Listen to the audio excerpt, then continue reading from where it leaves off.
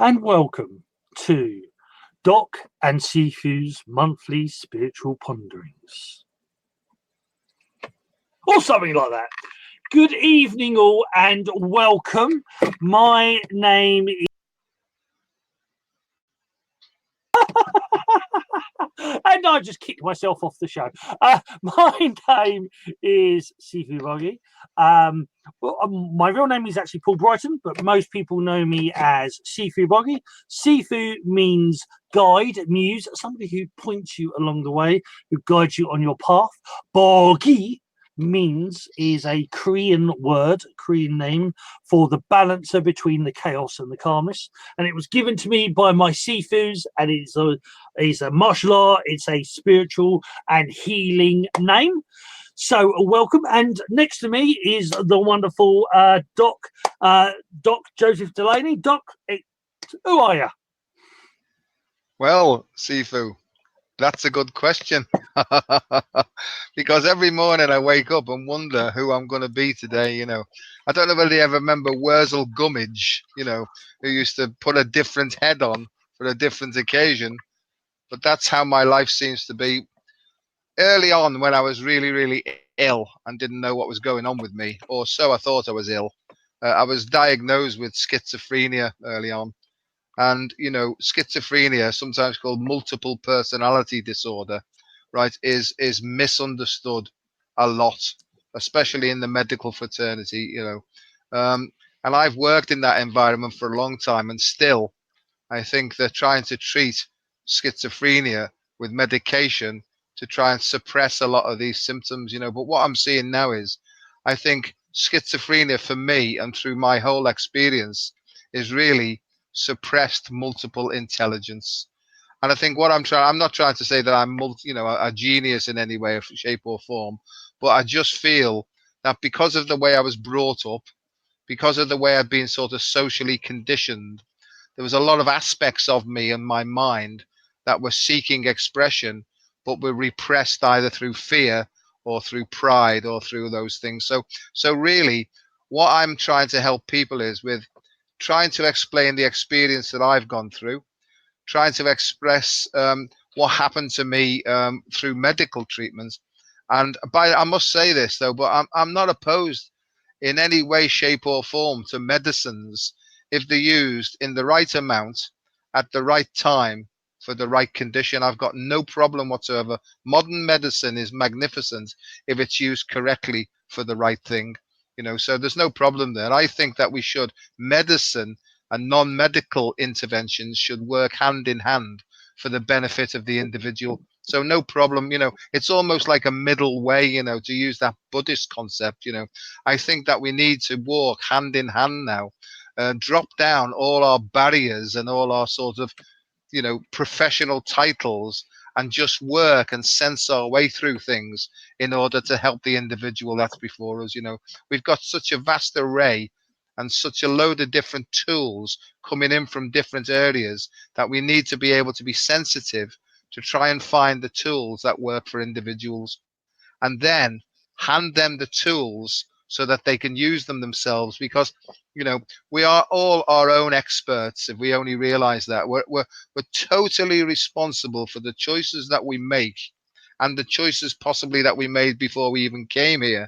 And I think it's our job, right, I'm talking about people like you and myself, is not to tell people what to do, but just maybe show them some things that have worked and let them do them themselves. How does that sound to start off with? I think that sounds pretty good, Doc. Yeah, you guys, the guys who hear the show, you always hear me say Sifu means guide, muse. Somebody points you along the way, and it's interesting. It's interesting. I'm not saying China has got it all sorted out, because they blooming haven't. Ever since communism moved in, things have flipped round and gone the other way. But traditionally in China, modern medicine at the time and traditional medicine have always been used hand in hand, still are. But the traditional way in China of of doctors and patients was that you paid your doctor a small fee. Let's say we're UK based, so let's say like £2 or £3 per week, or a couple of dollars per week. Everybody paid their doctor a small fee for every week, but if you then got ill, you stop paying your doctor because he's not doing his job, because his job is to keep you well, is to keep your health and well-being. So every week you'd see your doctor for say like 15 minutes, half an hour tops. So the but is, so he would see you every single week you see a doctor, and he'll just go, give you a quick once over, tongue, check the muscles, do the pulse and all of that, and whatever they do in their version of their style of healing, and they would check you and give you any recommendations that they needed to, and then moved you on. And that was the traditional way of doing it. Now, later on, what they also added, or what was sort of part of it as well, was that in the last 100 years in China, they actually made it that people had to do, instead of advice or suggestion, they made it like a bit like a very minor law, but they made it law that everybody had to do half an hour exercise. Could be dance, could be weightlifting, it could be tai chi or qigong, but they had to do half an hour of exercise every single day. And if you did that and then you got ill, you got Bupa style or very VIP style treatment. Now, if you were found that you weren't doing those exercises, that the locals or Mrs. Miggins, your next door neighbour said, "Oh, he hasn't been practicing that. I haven't seen him in the parks," because this is another thing. Their parks become a very social network. In fact, the Chinese were the first, as far as I'm aware, the Chinese were the first over 20, 30 years ago to actually put gyms in the parks to encourage people to either do weightlifting. They were set up for running. You'd have great big bandstands in the parks. So orchestras every single day would be playing music. That's why for Tai Chi, Qigong, and even in martial arts, it's traditional to have music playing in the background, because that was part of their thing. So they made a big thing about it. And so if you weren't seen regularly doing your exercises, then your punishment would be you'd be more on a British Bupa style, more British National Health waiting list, where it'd be a far longer waiting list. So instead of only taking a couple of weeks for a operation, say to get your tonsils removed, it only took a couple of weeks.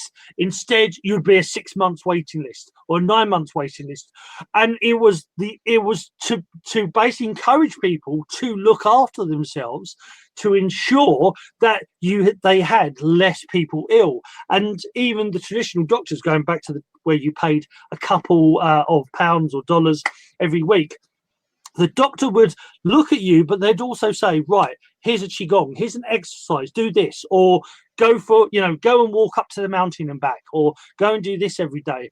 And they would teach you to heal yourselves, because we are supposed to be our own Sifus. We are supposed to be our own healers, our own teachers, our own advisors. Our society, the so-called modern society, we rely on other people. We rely on the news. We rely on the government. We rely on teachers. We rely on things to tell us what to do.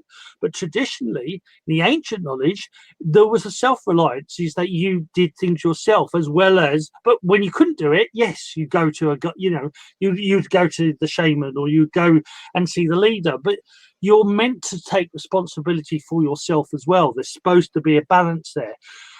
Even to this thing of where people talk about, service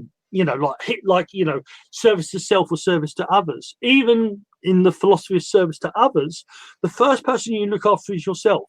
If you're not if you're not healthy and full of vitality, you ain't going to last long helping others. You know, very quickly you're going to be somebody that's going to need help yourself. So your first maintaining goal as whoever you are, whether you're a healer, whether you're a coach, or you're just a being, you're just you, your first goal is to look after yourself, is to maintain your own well-being.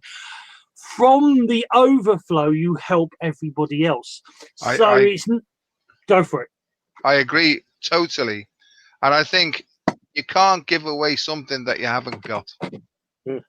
And I think a lot of people think that they've got it. And I'm not sort of being horrible, but, you know, a lot of people talk the talk and they can say very, very fine words, but not until you've actually experienced the feeling of it and the understanding of this vital energy flow.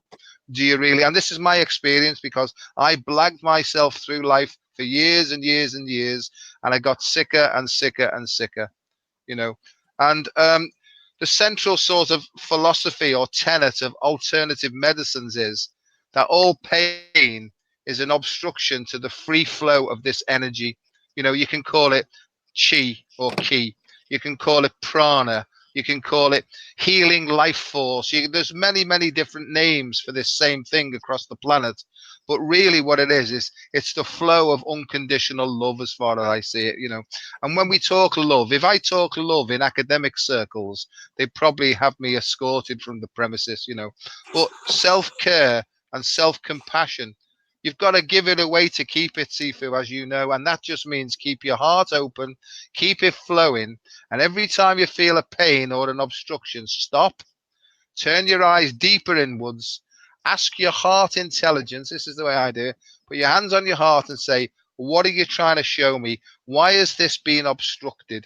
And if you listen deep enough, it will say, because you've just behaved like this, you need to go back and take the other behavior, or you've said this, or you've told a fib. See, in the end, I think it's about acting in a way that keeps you unobstructed and flowing and open. And if that's the way you feel, don't mess about with it. Just keep going until you get a pain or a blockage or something like that. Things that do block you, simple things. If you're hungry, right, you'll get an obstruction. Eat something light, right? If you're angry, it's because some person, some place, something, some situation or event isn't going the way of your expectations, right? So what you've got to do there is you've got to accept, okay, that's the way that it is, right? And you have to accept the situation. It doesn't mean that you don't take action, but you don't want to react.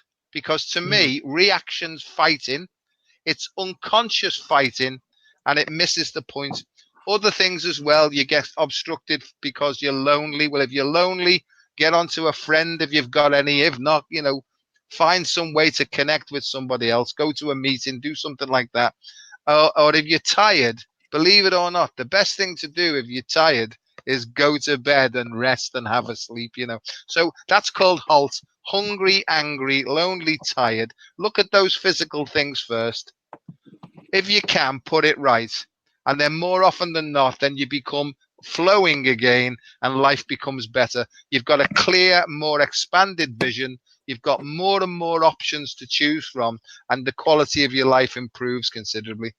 Your go, boss. All right, boss. You know, the Taoists, the way they originally said it was, if you're hungry, eat. If you're tired, sleep. If you're thirsty, drink. If you're happy, laugh. If you're sad, cry. You know, and go. You're meant.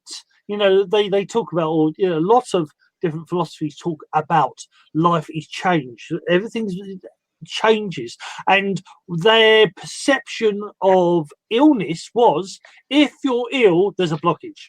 Simple as that. It is that there's a blockage in your energy, there's a blockage in your emotions, there's a blockage in your thoughts. What you can, you know, you can list it in 20,000 different ways, but quite simply, illness, any illness, whether it's a physical condition to even see the differences in the East, or the ancient knowledge. Just scrap the Eastern and Western thing. The ancient knowledge sort of thinks that physical conditions, mental conditions, spiritual conditions, or spiritual dis-ease, they're all the same thing. They're all part of the same puzzle. And any disharmony is blockage. Now, the interesting thing is that, does this mean I am happy all the time? Heck no. But with nor were my Sifus or the ancient knowledge they talked about. But what they talked about is your aim is to constantly flow and find the love and the happiness, and be in that abundance. But if you're unhappy, if you're sad, if you're angry, if you're frustrated, shout, wail, scream, jump up and down. In essence, look at children, because they say be like a child, but take responsibility like an adult. They would say, look at child. So a child has a temper tantrum, and after a couple of minutes, it's cuddly toy, or banana, and they get over it. The problem in our society, especially modern society, we've been told, if you're male, you've been told, oh, you're not allowed to cry, you're not allowed to do this. If you're female, oh, you're not allowed to get angry or aggressive, because all that. And we've been pigeonholed into not allowing to do certain things. And the point is that in nature, you watch nature, is that if the pressure builds up in one area, you'll get a storm cloud and you have a thunderstorm, or you'll have a hurricane. The planet relieves the pressure globally by building it up in other places. It builds up in a certain place and it's released in a certain way. So the pressure in one way affects the planet somewhere else, but it's released in certain parts. It's one of the very cool and interesting facts. Like, we know in America they have some very devastating tornadoes. But did you know the UK actually has the most tornadoes in the world, full stop, but they're all ones, twos, tops, one with a couple of threes. So they're very, a little bit of gust of wind and whoosh, it all, not even really a proper tornado. It's more like a sneeze. But and because we've got lots of open land, most of them happen in this open land area. But it's the whole point of, if they couldn't do that, you'd have a lot more 4s and 5s. You'd have a lot more build up in other places. And even with animals, you can see an animal get aggressive 1 minute and then it'll calm down. It'll be fine. When we don't do that, when we don't find ways, and I'm not saying, go around being Mr. Angry, but if you don't find a way to release that pressure, what happens with a pressure cooker if you don't allow the pressure to release? It blooming explodes. And illness is your body building up with pressure. Now, one more thing. In the Taoist concept, they will say that the pressure starts slow and builds up, meaning that as a child, I didn't know until much later, but I diagnosed at I think it's 38. I was diagnosed at 38 of having dyslexia, dyspraxia, and a touch of autism, and which would have been why I did certain things when I was a kid, and with a stammer. But I was very much a worrier as a kid, and I used to have lots and lots of ulcers. In the actual fact, I think the most I had was something like 30 or 40 ulcers. I think I remember having in my mouth in one go. Now, when I started studying the Chinese medicine and Chinese philosophies, is they would say, for example, so worry equals tension in the body. Tension will equal illness. So that illness in the worry can be ulcers. So mouth ulcers or cold sores start off with worry and anxiety. So mouth ulcers and ulcers can start on that level, but if you don't deal with the situation, it can then go into stomach problems, so like IBS, so irritable bowel syndrome, so bad stomach or diarrhea problems.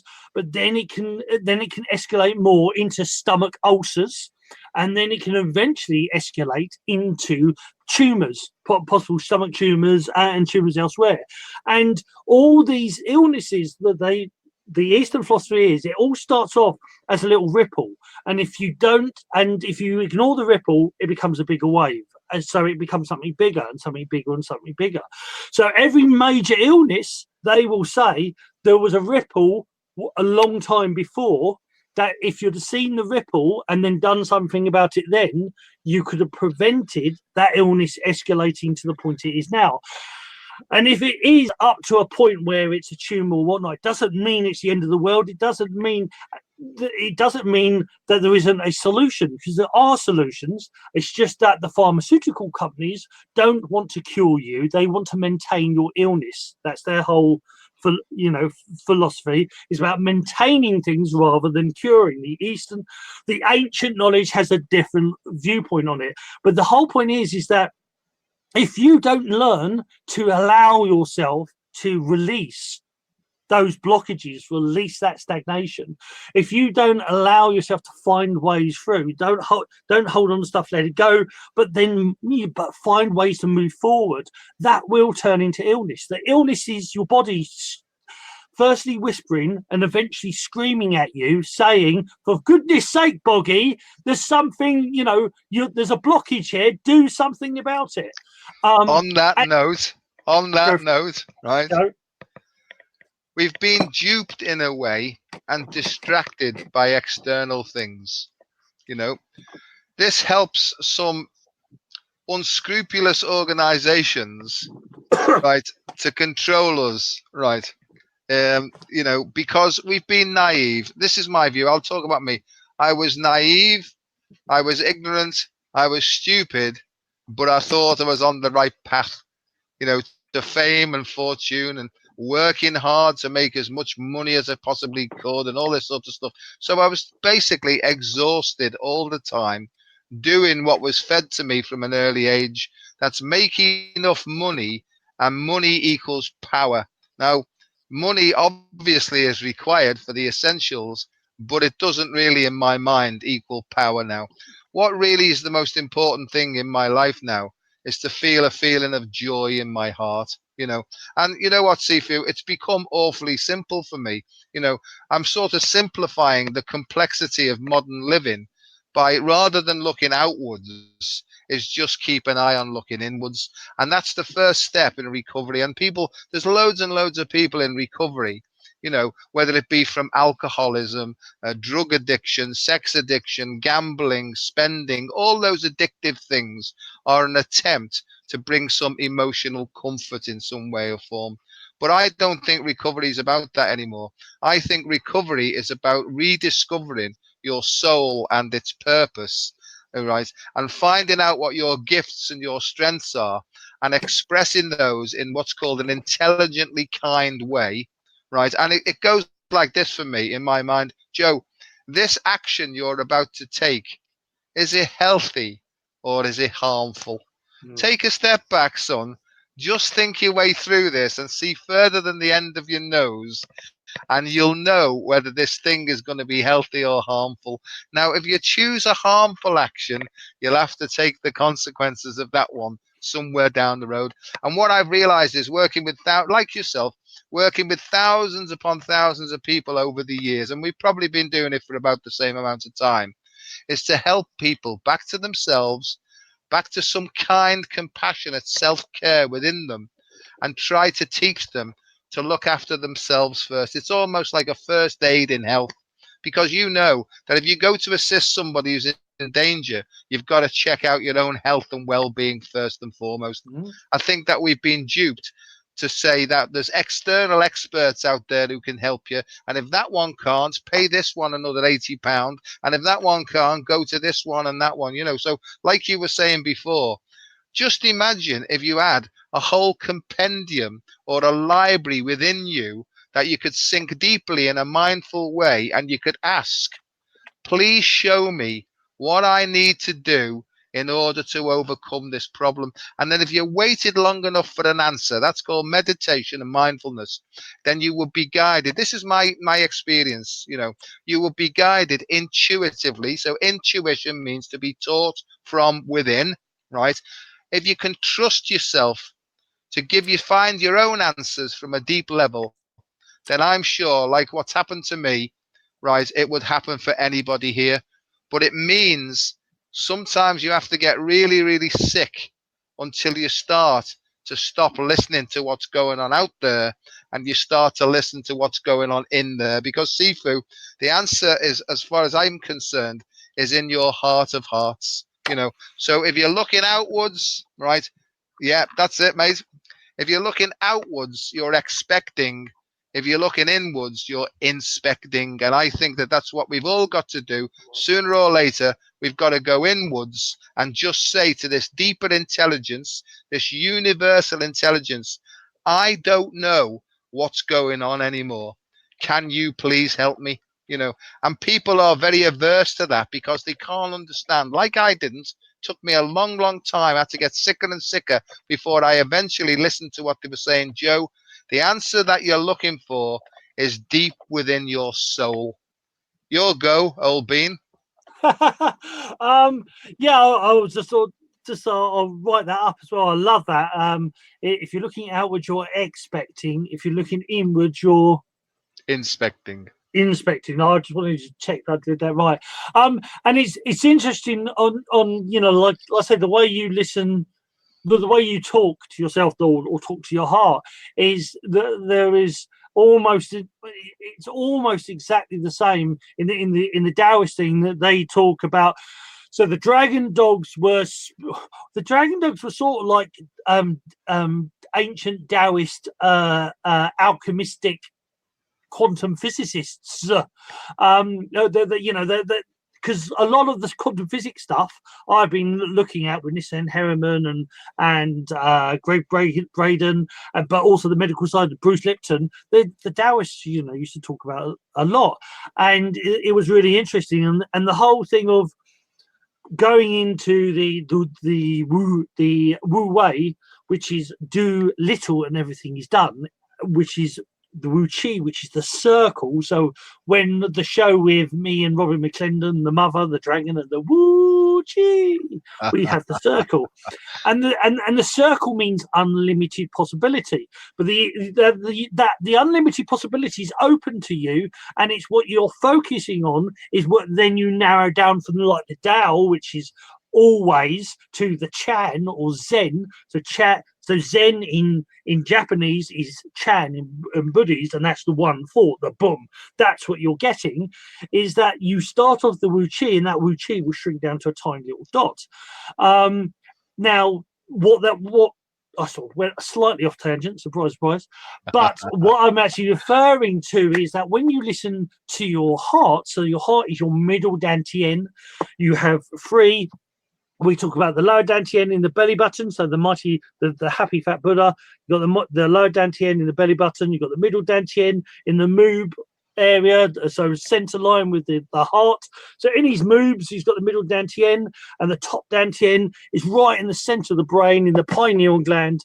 And each one has Qi, physical vitality, lower dantian. Jing, emotional vitality, is middle dantian, and Shen is spiritual vitality, thoughts and inspiration. Again, slightly sort of throwing it out there, planting seeds, but just going off on a tangent a bit. But back to that Jing, the middle dantian.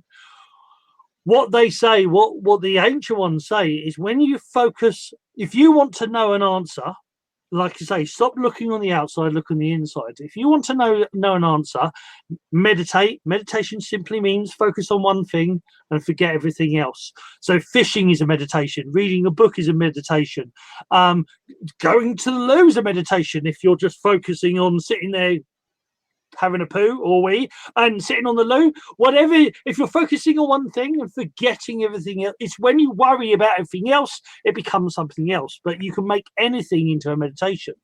But what they say is when you sit there and you ask that question, whatever the question is, and if the question makes you, or if the question then in your heart feels light and expansive, or you feel light and expansive from that question, or making a statement. So like instead of saying, oh, what happens, or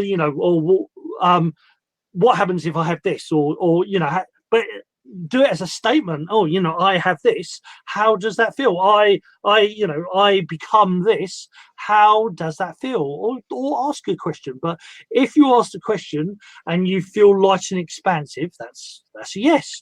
But if it makes you feel, if it starts to contract, or the fear, the doubt, the worries start to kick in, that's saying maybe not no, but maybe not right now.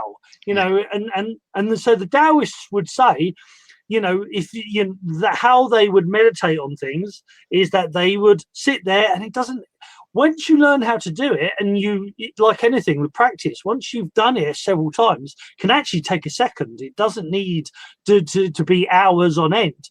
At first, maybe when you're practicing, but the whole idea of asking a question with a yes or no answer, because that normally helps, expansive or contractive answer, or asking it in a way that you can get an answer that is yes or no.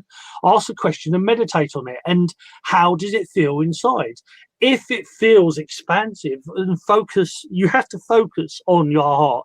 Even put your hands there if it helps. Focus on the heart and breathe from the heart, which again, it's a metaphor, but we'll go into that another time. But allow yourself to breathe from the heart. Allow yourself to focus in your center, because that's your center. Your heart is your center, your core. And if it feels like the idea that you've suggested, you put forward, if it makes you feel expansive, then freaking do it. Even if it means doing it, I love the coast, so I try to go to the coast once a week.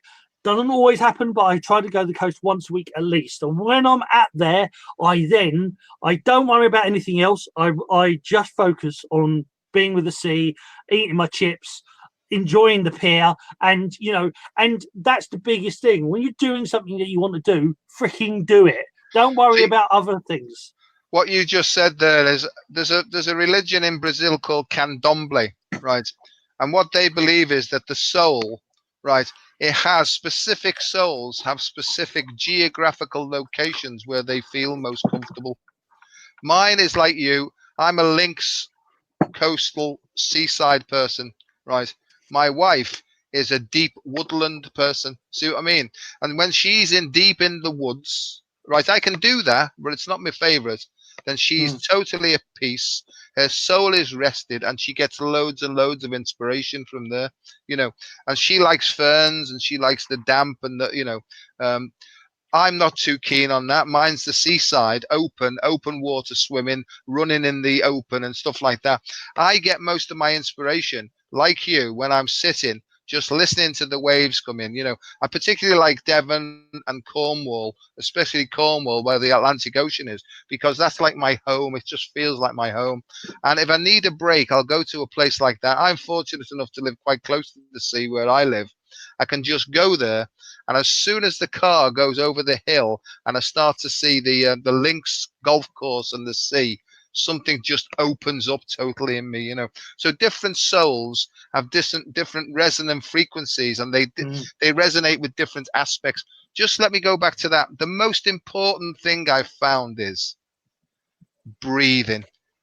If you can become acutely aware of your breathing from one moment to the next, right? And what I've found, Sifu, if you put your hands on your heart, right, and you bring in a little feeling that brings with a chuckle, this is called cultivating an inner smile. Okay.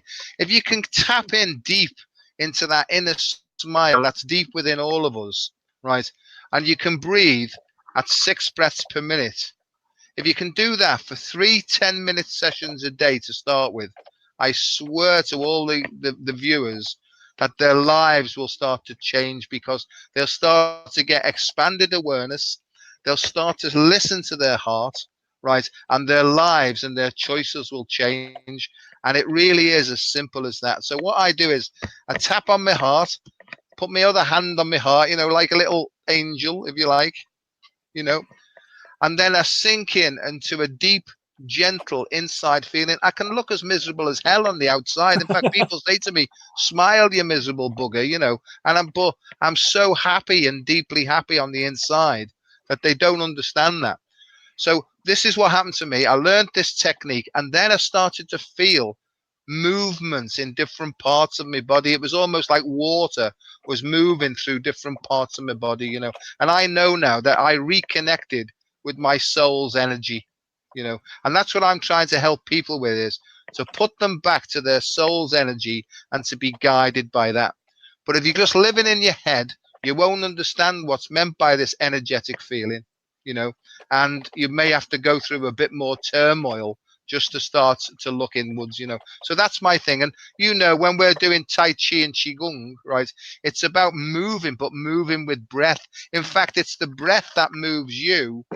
You don't move it. You can start off by moving, but it's almost like having your hands in water and feeling the sort of pressure on the outside of your hands and going down. I mean, I don't have to say this to you, but, that's what I'd like to say to people. Believe it or not, the world is going through a massive transformation. There's colossal, astronomical, astrological changes that are taking place in the cosmos. We're here on Earth feeling the effects of this change.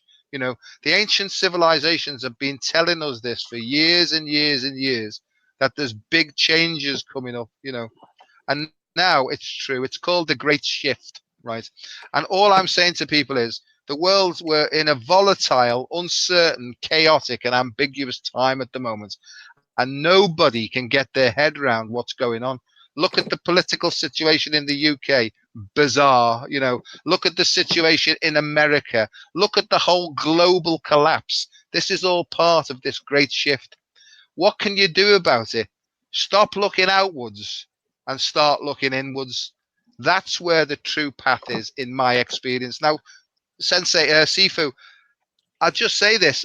All this stuff that I'm saying here, please don't believe a single word I'm saying unless it sits true for you. Yeah. Because I might be telling you loads and loads of lies here, right? I'm not. I don't feel that I am. But if it doesn't sit right with you, I don't want you to listen to it until it may come back in 3 months' time to haunt you. You know what I mean? So I'm trying to be as serious as I can in a light-hearted way to say, maybe this is something you should consider if you're going through a hard time. Thanks very much, mate. There you go. And well, I was going to say, my way of saying that is, as any good Taoist should say, hey, what do I know?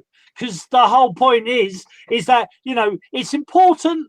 Well, it's a bit like a riddle. There's the riddle that what is if you don't know it and isn't if you do. A riddle. If you don't know it, it is a riddle, and if you do know it, it isn't a riddle. So all information is important if it's important. If it's not important to you, then it's not important. But the whole point is that the interesting thing in martial arts, as a little bit earlier, I was talking to the other doc. I was talking to the barefoot doctor, Stephen Russell, and there's one thing he does, martial arts like me, as well as like Qigong, and because Qigong and Tai Chi is beyond, well, martial arts itself is a martial art. The martial is the practice, is the structure, and the art is the flowing energy. And martial arts is actually about personal development. But the interesting thing in a lot of martial arts, but I've actually found when I started studying theology and medical history, the interesting thing I found was lots of great psychologists, lots of great doctors, lots of great martial artists, lots of great leaders had a very poorly childhood, were very ill or sick in one way or another. And they learned through their hardships, they learned to actually to overcome and to be the great people that they became. And if you haven't heard of this before, look this up. So the hero's journey. So Joseph Campbell was one of the writers for it, but it actually spans back in all the different religions. That the hero's journey is this philosophy that even now, especially over the last 40 years, most Hollywood movies use this philosophy or use this structure to create their movies. And the hero's journey is this pattern, and it's not a straight line, it's a circle, which means can repeat, but you go through these different phases.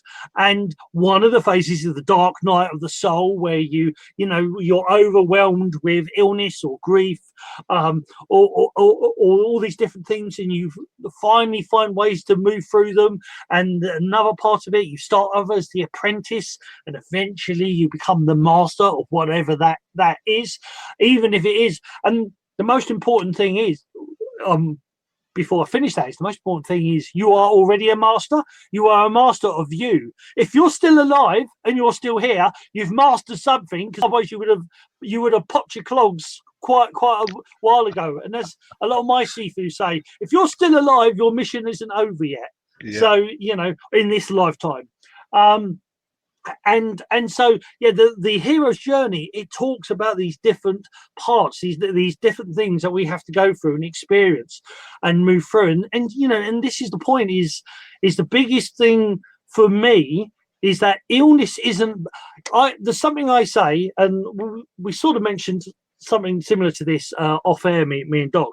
I said, like, things I talk about now I couldn't talk about 20 years ago, because certain people say you're crazy, you're loony, or I wouldn't get employed because I of the certain things I do, I wouldn't get employed to or get any money if I openly said certain things that I practice.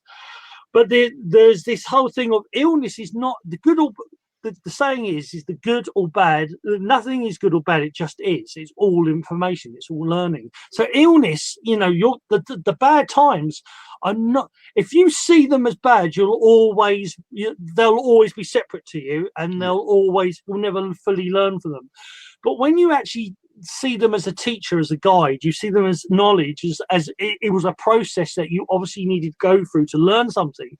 When you start looking at things in that way, you start seeing patterns. Like, for example, if you start looking at all the bad times in your life, you'll see at some point something good happened. Something good came from that bad in one way or another. You learned a lesson and you stood up. I was bullied as a kid, so I learned how to stand up with bullies, and I actually learned through acting and humour. Funny enough, I learned through that to stand up to bullies. So rather than, I had the physical side of the martial arts, but I didn't like. Believe it or not, I don't like fighting. No. And most martial artists don't actually like fighting. No.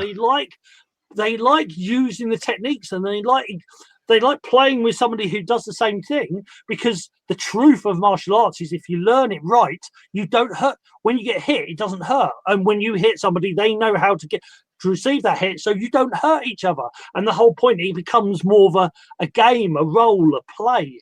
But the whole point is that everything that I went through, I learned from it. And when you realize that even illness is a learning tool, it's your body trying to tell you something. As soon as you start figuring that out, you can learn from it and you can move on. Now, people know that I've done 18 hours of healing. Most people, I can do simple massages too. Traditionally, the massages I do are 6 hours long. Nowadays, I tend to only do 15-minute, half an hour massages. But, people, they love the massage. And if I was in my ego, I'd be, I'd be encouraging people to have massages every couple of weeks. But as a true Sifu, as a true healer, or at least from my ancient knowledge, is I want people to heal themselves. I'd rather teach them Qigong. I'd rather teach them meditation. I'd rather teach them simple stretching techniques, which which are basically either yoga or Neigong, which is Taoist yoga. If I teach you a little bit of yoga, a little bit of meditation, a little bit of Qigong, and you practice that every single day, you won't hardly ever need to see me. And I actually want that. And that's the old way of healing. The healers want you to heal yourself. They want you to sort yourself out. They don't want you coming to them all the time, because then that's not balanced. The whole thing is we're meant to be in a level playing ground. We're meant to be that we're helping each other when we need help, but we're also helping ourselves, but we're also, then allowing to be and enjoy and radiate out that energy because we're healthy and because we're balanced, we can, and that will help everybody as well. Because sometimes the best help you can give somebody is to make them laugh and smile, Oh, exactly. and we both do that. Yeah. We're both guilty of that one.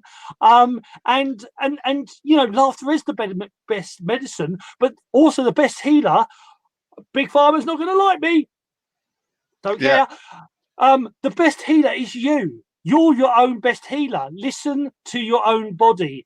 It's interesting. It's funny how when women are pregnant, you know, and you hear, you know, I fancy like I fancy like coal and baked beans, or and people say, oh, you know, why? Oh, that's so weird. But then they say, well, it's the body. The medical profession knows that it's the body actually. The baby's telling them what you need, what you actually need. Now, what most people don't realise, the medical profession know. We actually are meant to do that. It's not just a thing for pregnant women. We're meant to get urges, and we're meant to listen to those urges and actually react and respond to them. But what we've done, we're so out of sync. We hear the big negative urges and we don't hear the positive ones. We don't hear, or we focus on, and again, there is no negative or positive, just is, but we focus on one type of urge, but we don't actually listen to the others. And we've lost that balance. So that, you know, is this thing of you are your own healer, you are your own psychiatrist, you are your own Sifu. But you've got to learn to start listening to yourself again. And one of the best ways is, as we've already said, breathing. Qigong, one of the simplest translations of the word Qigong, breath work, breathing exercise. That's what, in essence, Qigong is any exercise that energizes you with energy. It's funny you should say that. It's funny you should say that. Yesterday, I ran a half marathon, right? I'm coming up to 65 years of age, and I use it as breath work, because when I'm running, I've got my heart open and I'm going, and that's all I do all the way around. And I never stopped until 11 miles when I needed to get a drink of water, right? And to me, considering where I'm not being an egomaniac. I'm just sharing my experience to say it's possible to keep a little chuckle and an open heart. And in the end, you can actually feel when the breath wants to breathe you, you know. And so it was almost like 11 miles was like a meditation. I was in the flow, and it was as though I hadn't run anywhere. And that 11 miles, my physical body started to kick in then, because to be honest, I haven't done much training for it. But I'm in training now for next year's London Marathon. It's always been a little dream of mine to be able to do the London Marathon in my 65th year, you know, because that to me is a sense of personal achievement. I don't care whether anybody think that's good or bad, because, you know, I'm sort of beyond what other people think about me anymore, you know. And I have little personal goals and objectives that I want to go for. And, you know, if I don't achieve them, at least I've had a go anyway. And that's where I am. My blood pressure's fine. I'm carrying a bit too much weight, but not a big deal. You know, I'll probably expand upon that next week with some fish and chips in Brighton, right? But, you know, and I feel great.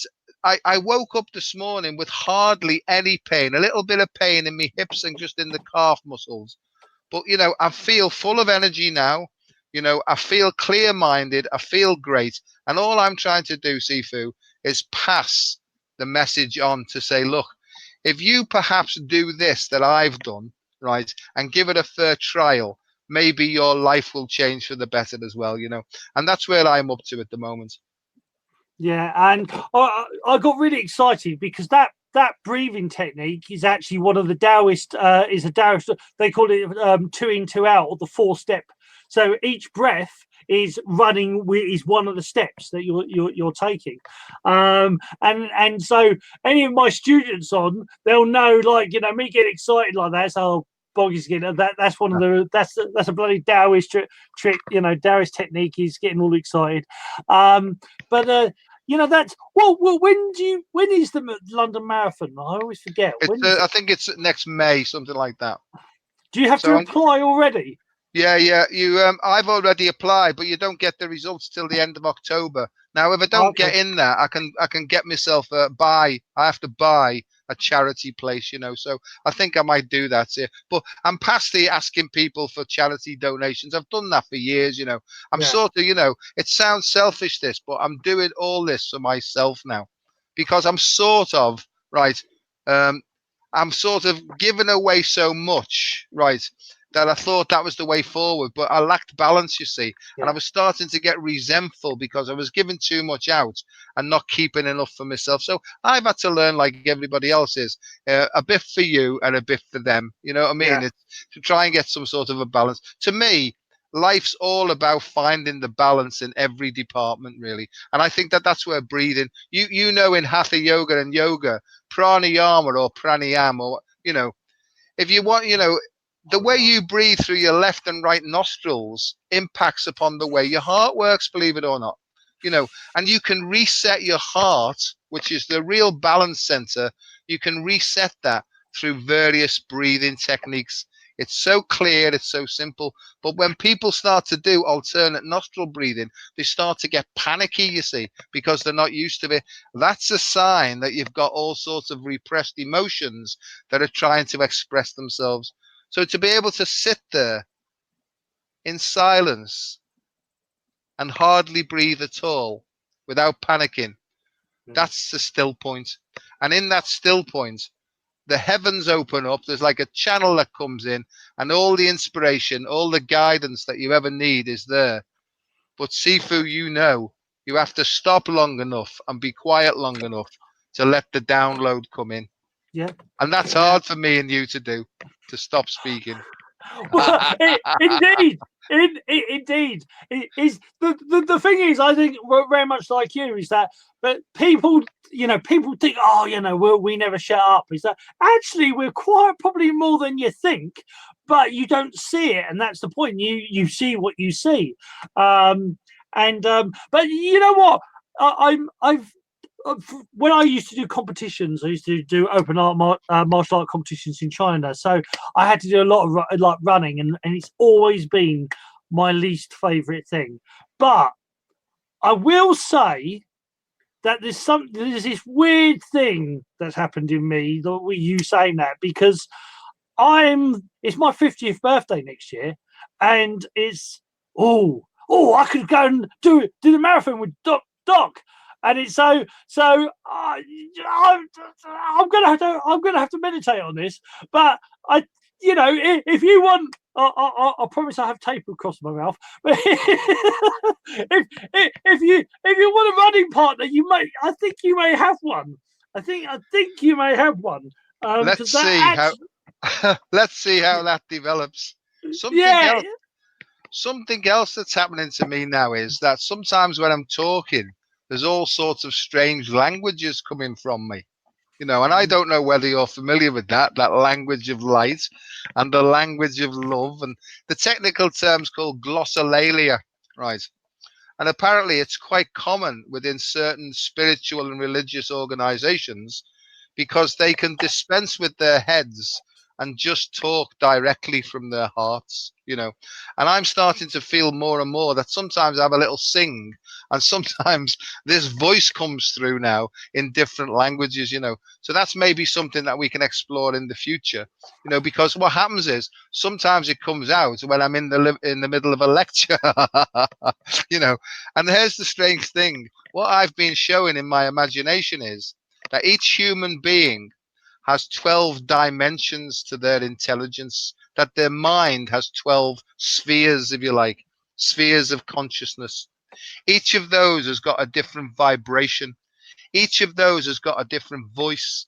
There's a different sound that opens up those dimensions to that intelligence. And I think that that's where medicine's going back to now. These are ancient Egyptian techniques where sound and light now are starting to be used to open up the whole possibility of what it is to be fully human. And I think that the thing is, lots of people know about this. And if they can just let go, they'll start to embody it. And once embodied, it will start to radiate through them. Now, I've got no idea what I'm talking about. No, that's not true. I know exactly what I'm talking about. But this is coming through now. There's 12 dimensions. There's 12 disciples. There's 12 signs of the zodiac. There's 12 months of the year. There's 12. The sacred figure 12 represents a whole human being. And the central point of that is the heart. The heart is the Christ, and these are its disciples. And I think what happens is when one masters one's breath and breathing, then you become a master at the level of your heart. And then rather than disciples clambering to get their voice in, you can actually send out instructions to them to go and find out the answer or solution to this. I don't know why I've said all that there, but it must be significant to somebody. So maybe in the future talks that we do, maybe we'll get some different voices in and we'll play around with that. Because to me, it's all about fun and games in a really, really serious way. Indeed. Very, very quickly, Shanine, the woman, how I found you, who brought us together, the wonderful Shanine, she's there. Hello, we'll be seeing you next Monday. It'll be the rose between two thorns. So, and you never know. There may be a live, you know, with us three, maybe, possibly, who knows? We'll have to see. But yes, going back to the light language, yes. Well, Doc knows, actually, Shanine knows as well. It's one of those things that, especially when I did close protection and security, there's certain things I could get away with. You know, the massage was a little bit woo-woo and sexual connotations, but you know, it can sort of get away with it. But there were certain things that were all my teachers taught and were very much in the things that we did that definitely weren't talked about. And one of them is the light language. Is you know, it is.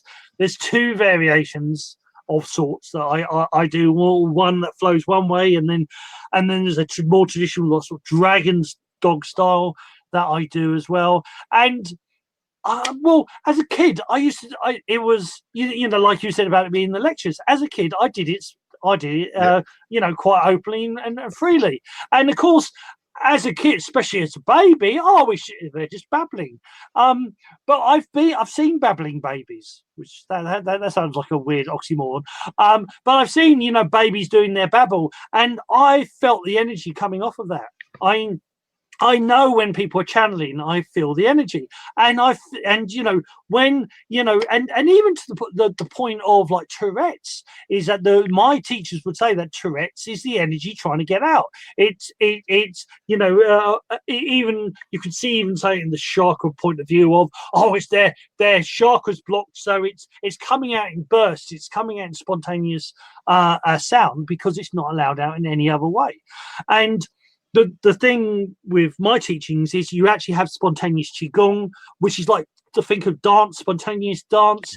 You have the spontaneous sound, and you know, as well as and even spontaneous writing. And the whole point, these are you connecting to the universe, the Tao. So yes, I don't know very much about light language. It's something I always kept quiet until very recently. I think this is the first time publicly I've said it, so now I've done it. Yes, so yes, you know, maybe the doc's right. Maybe in the, well, there will be one next month. We haven't sorted the date out yet, but I'll give the doc a load of dates, and we'll figure out when the next one of these is going to be. It's going to be a monthly thing. We don't want it. We're both very busy guys, so we'll do a monthly one, and that way it keeps it quite fresh as well. So, Doc, it's come up to an hour. So, is there anything else you want to? Oh, what's Shanine saying? Shanine saying weird oxymoron. Ha ha ha. Yeah. Well, I've always loved that word, oxymoron. Oxymoron. It's like pedantic, but I've been very pedantic in my time. Flumptuous. That's another word. I just like the sound of. I like glossolalia. Glossolalia. Yeah. Yeah, that's another one as well. It's like, and you know, that's my if I have Tourette's, that's my I sort of do things like fish farm, turnip, and I love doing that. You know, in a random people, and they all look around, and you know what the heck's going on, and but it sparks the energy. It's all good. Krista, she thinks here. That's another one of our hosts from the Way of Conscious Mindfulness Network. She's saying transcendent love to you all. Shanine's, I think, is doing a winky smiley face, I think. And then everybody saying hello to Krista. Oh, what's this one? Discombobulated. Yes, now I used to love that one as a kid. Discombobulated. Actually, my favorite Russian word is odlichno, which means excellent. Because I used to love Bill and Ted, and so I'd be odlichno, dude, odlichno. It's pravda. It is true. But anyway, I'll shut up now. So that almost sounds like light language starting off. That really. Yeah.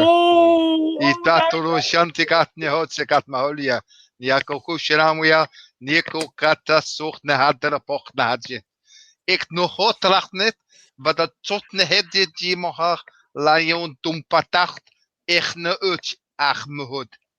Liatontium jibatacht ne hut ach os et nat jibatacht na. Thank you. Yeah, I'm tempted. I'll leave it. I'll let the dog. Let the dog. I'm the dog. Let the dog have the last word and light language for today. So Sue, we're finally saying thank you guys. Such a great show. Love and light to you all. And Shanine, oh wonderful. Shanine said, what did she say? She said, my favorite word is rambunctious. Explains my choice to make. Yeah. I think you and I are very rambunctious. Or raucous, maybe very raucous. I'm very raucous, but yes, indeed. So, guys, that's it for now. There will be one next month. I will be sorting out the dates tomorrow for the Mighty Doc, and we'll pick a date for the month of October. Yeah, it is October, I think. And well, whatever next month is.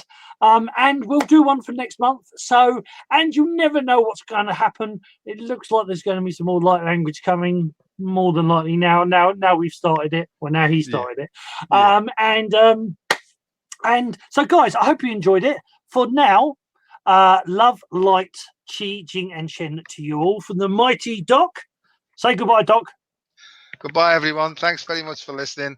See you soon. And goodbye for me, guys. It's been a pleasure, an honor, and all of the above. Take care. Until next time. This was the Doc and Sifu's monthly spiritual ponderings.